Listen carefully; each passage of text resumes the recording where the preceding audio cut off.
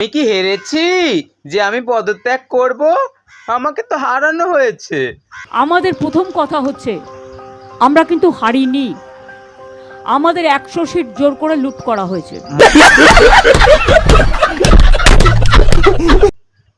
মমতা ব্যানার্জি যে এটা বলবে এটা যে কোনো বুদ্ধিমান ব্যক্তি জানতো, কারণ মমতা ব্যানার্জি এত সহজে এসে ইস্তফা দিয়ে দেবে? ওনার যা লোভ সিংহাসনের প্রতি, পদের প্রতি, সেই লোভ কি এত সহজে ছাড়া যায়? মমতা ব্যানার্জি মানতেই পারে না যে আমি হেরে গেছি, আমি এখন একটা হেরো মুখ্যমন্ত্রী, আমি প্রাক্তন মুখ্যমন্ত্রী। প্রাক্তন শব্দটাই শুনতে পারে না। সে মনে করে আমি যতদিন বেঁচে আছি আমি মুখ্যমন্ত্রী। এটা মানে পৃথিবী উল্টে যেতে পারে, কিন্তু সে ভাবতে পারবে না যে আমি মুখ্যমন্ত্রী নই। কিন্তু বাস্তব তো মেনে নিতে হবে। নিজেকে এইভাবে হাসির পাত্র তৈরি করে কী লাভ? মানুষ হাসছে। হেরে গেছো তুমি নির্বাচনে, আজ 15টা বছর অপশাসন করেছো, মানুষ হারাবে না? তা সেটা মেনে নিতে পারছে না, বলছে আমি হারিনি, আমি পদত্যাগ করব না। এটা তো পুরো হাস্যকর ঘটনা।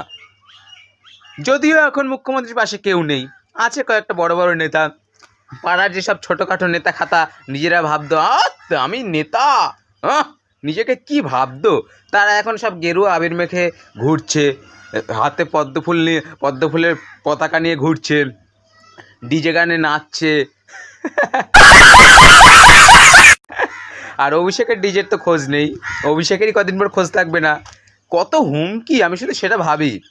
সত্যি শুধুমাত্র অভিষেক ব্যানার্জি হুমকি দেয়নি, হুমকি দিয়েছে অনেকে, পাড়ার ছোট ছোট বড় নেতা। 4 তারিখের পর দেখে নেবো, খেয়ে নেবো, সব কোথায় লোকজন?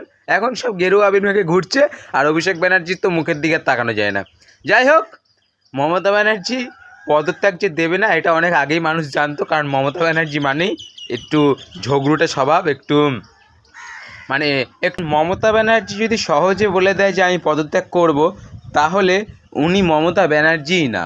মমতা ব্যানার্জি মানে একটু উল্টো পথে হাঁটা লোক, একটু ব্যতিক্রম, একটু নির্লজ্জ টাইপের লোকে, এই যে বলছে পদত্যাগ দেবো না, এটা একটা হাস্যকর ঘটনা না? তুমি হেরে গেছো, তুমি পদত্যাগ দেবে না, এটা কেমন? কীরকম একটা বাচ্চাদের মতো ছোটোবেলায় লুডো খেলতে হেরে গিয়ে বলতো আমি হারিনি, আমি আবার খেলবো, এরকম ব্যাপারটা। তুমি হেরে গেছো, পদত্যাগ দিয়ে দাও। না, আমি হারিনি, আমাকে তো হারানো হয়েছে। কি হাস্যকর ঘটনা! এই কীরকম মুখ্যমন্ত্রী ছিল আমাদের।